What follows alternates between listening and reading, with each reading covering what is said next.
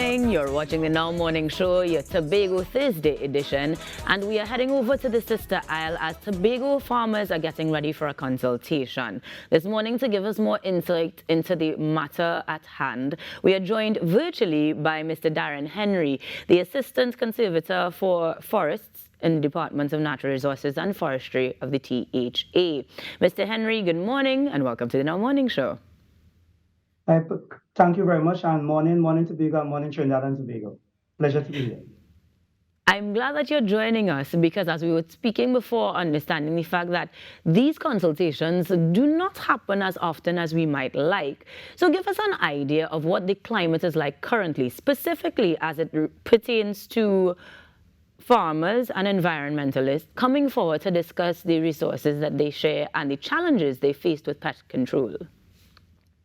All right, so at this present time, we have a number of farmers complaining. We have all our bird species are high in numbers, and we're having a lot of challenges on farms with bird pests such as the parrot or national bird, the cockatoo, and mammals such as the agouti.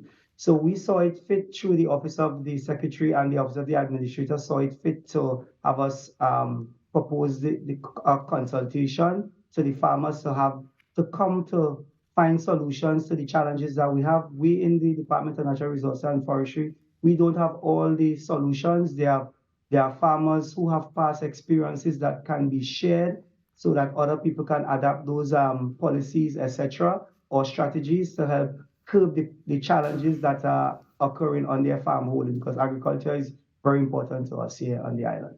Right. Now, let's describe in a little bit more detail then the challenges, because you've identified, for example, the species, but when we have the idea of farmers, immediately you think of damage to crops or invading the spaces when invasive species are the challenge. Environmentalists, however, may have to argue on behalf of the animals, so to speak.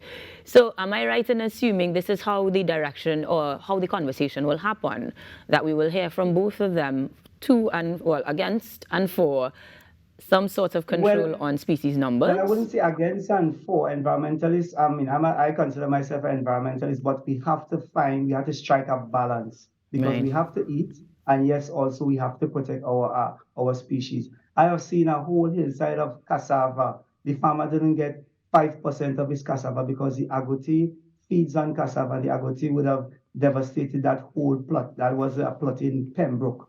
And the farmers earn their income, they have to feed their family. So we have to find amicable solution. One of the challenges is that some of the animals are protected by law, so they're not declared. They're not on the ordinance or legislation as vermin. So we have to tread carefully and cautiously, keeping in mind with the laws and regulations of Trinidad and Tobago. So that's why we want people to come out who have past experiences, environmentalists, farmers, and we want to use the best solution, because I could recall about 5-10 years ago, they used to have some farmers who would have poisoned some of the animals, and they use lanate, and lanate have a rippling effect. So if one animal dies, next animal eat it, that would die, and it goes on and on and on. So we're trying to tell people, because some people get frustrated and basically try to do it on their own by using things such as lanate, etc. We're trying to have them not to use those kind of things. So that is why we want to find more possible solutions to the whole situation. So if I'm hearing you correctly, the intention coming out of the consultation, at least, is to have more educated options as to how to manage. Sorry? I'm saying that coming out of the consultation, is it right to assume that you are looking forward to more peaceful resolutions, so to speak, more educated resolutions, and ultimately farmers being better equipped to manage these challenges? I'm not hearing you. We're having some technical difficulties there. But I do know that the consultations are taking place in 3 locations across Tobago. So as much as Mr. Henry is having trouble hearing me, you guys on Tuesday, the 22nd of August, Scarborough Library Facility. I'm still not hearing you. And we're still having those challenges, but we are hearing you. Now, guys, making sure that you can get over there. Scarborough facility, Scarborough Library facility at 6 p.m. is where you can head over on Tuesday. On the 29th, they're going to head over to the multipurpose facility. But Mr. Henry, you're back on with me, hearing me properly now? Yes, I'm hearing you properly now, yeah. I was going through some of the locations, and so could you continue for me? I notice it's happening every Tuesday, at least the next 3 Tuesdays. Yes, so on the 22nd of August at the Scarborough Library or Anne Mitchell Auditorium in the Scarborough Library. On the 29th of August at the Louisdor/Betsy Hope Multipurpose Facility, and on the north of the island, the Castara Community Center. Right. Now, as far as the consultation goes, there's no sort of cost or anything like that. Everybody is welcome, yes? Yeah, and anybody welcome. There's no cost attached. There's no cost attached. It's free, and we really need farmers to come out and express their opinion. There's not opinion, but their solution to the challenges. Because I remember there was a time that growing up, a lot of farmers had shotguns, and they used to call the parrot and call the parrot and other vermins on their property. But now the status of the parrot has changed. It was a vermin. It has changed. And so that kind of changed the dynamics. Now a game species basically. So the status of that, the legal status of the parrot has changed. So that add another dynamics into the whole situation. Now the challenge is that some of the issues we are having in farming in Tobago is a little different to what is occurring on our sister island, Trinidad. Parrots are giving farmers real problems across here in Tobago. Fruits, golden apple, mangoes, anything you could think about the parrots are eating. The situation is quite different here in Tobago, but we were a little disappointed that the parrot got that kind of protection status because the situation here is different. So, I'm trying to encourage the powers that be to come to Tobago to see. I've sent them the invite from my counterpart in head office in Trinidad to come to Tobago to come to the consultation to really see what's happening across here, to hear and listen and see what's happening across here.